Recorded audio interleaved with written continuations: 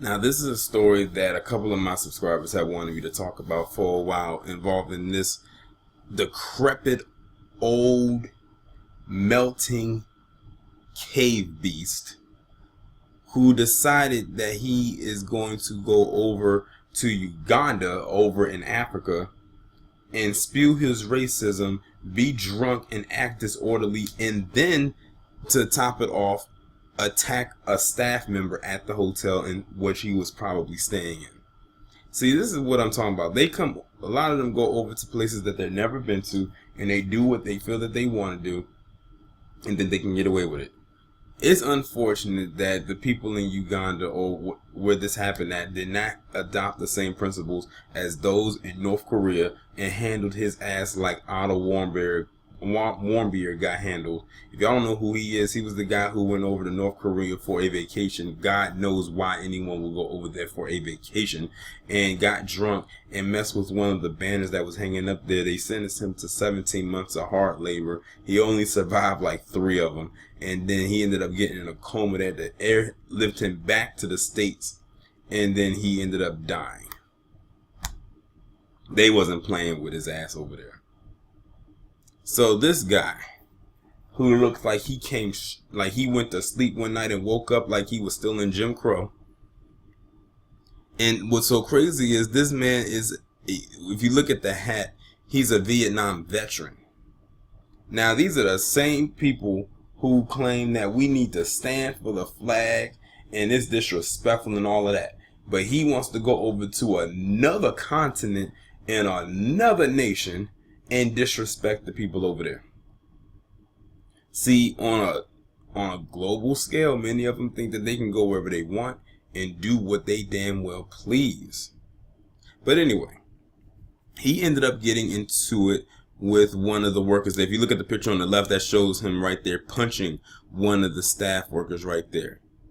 It says that Vietnam veteran pastor age 69, they should reverse it because he looks 96, is arrested for assaulting a staff at a Uganda hotel and using the N-word on a drunken rampage while on a Christian missionary trip. Notice that it said Christian missionary trip. Look at what they're trying to instill over there to the people of Uganda. Christianity.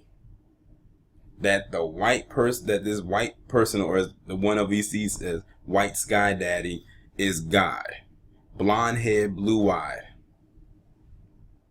Let me get into this. It says a Vietnam veteran claiming to be a missionary assaulted hotel workers in Uganda in a very ungodly display where he called the employees the N-word and threw punches in the name of Jesus. What a joke. Jimmy L. Taylor's angry tirade was caught on camera, and he was arrested soon afterwards and charged with assault and malicious damage for his attack at the Grand Imperial Hotel in Kampala on Thursday. Video of the 69-year-old's attack has gone viral, displaying the Arizona man seemingly drunk jump over the hotel front desk to smash glasses and assault workers, all because he wanted to get his room key. He told police he's a former Marine and is a missionary. They love throwing out them titles. The 5-minute clip sees Taylor sporting a Vietnam veteran cap following hotel workers saying, "You hate Jesus, you hate yourself." Then hit a worker in the face, challenging him to fight, saying, "Come on, bitch. Come on, whore.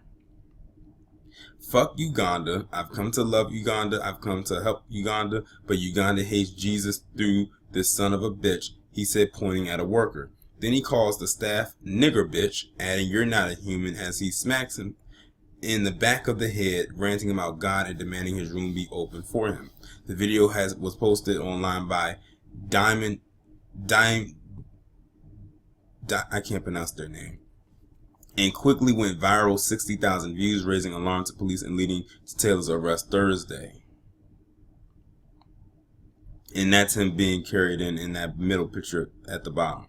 Thank you for your vigilance in sending us a video of the incident that happened at the Grand Imperial Hotel. We have arrested the suspect, Jimmy Taylor, an American citizen. They need to keep his ass over there and just torture him for a little bit, or for a while. He was detained at the Central Police Station, Kampala, on charges on assault. Community policing, the Uganda police force posted on Twitter. But police say Taylor didn't come easily. I bet he didn't. Upon police efforts to effect his arrest, Taylor spat on officers, turned rowdy, uncontrollable, and tried to disarm policemen. Well, how about that? The same things that they accuse us of doing all the time over here, he went over there and did that with them. Notice that we don't even do an ounce of that and we will still get fucked up. Remember, I just did that video about that white guy in the airport who said, "You're treating me like a black guy." See, a lot of them, like this guy, for instance, did that because he's in another establishment and because the officers were black. They think they have the authority over the entire world. And I'm willing to bet you he is a staunch Trump supporter. The suspect, according to police, confessed his crimes and blamed it on the mental related illness caused by stress. Oh my God. How did I know mental illness was going to be thrown in there? On his Facebook page, Taylor mentioned he grappled with PTSD and bipolar disorder. No, this is how he always was before he got so-called PTSD and bipolar disorder. This is how he's always been. Do you notice that a lot of racists and bigots love to blame their racism on a mental illness? They can never just be racist outright. They have to have some kind of an ailment that assists in them being racist. Just like with Roseanne, she blamed it on the Ambien. She didn't blame it on an ailment. She blamed it on an entire drug. And Ambien had to clap back and say, "We have many side effects, but racism isn't one of them." Let's see here. It says the investigation into his assault is ongoing. It is unclear if he was in Uganda for missionary work. My guess is I'm thinking he probably wasn't even there for missionary work. He was just there to start trouble. And that's exactly what he did.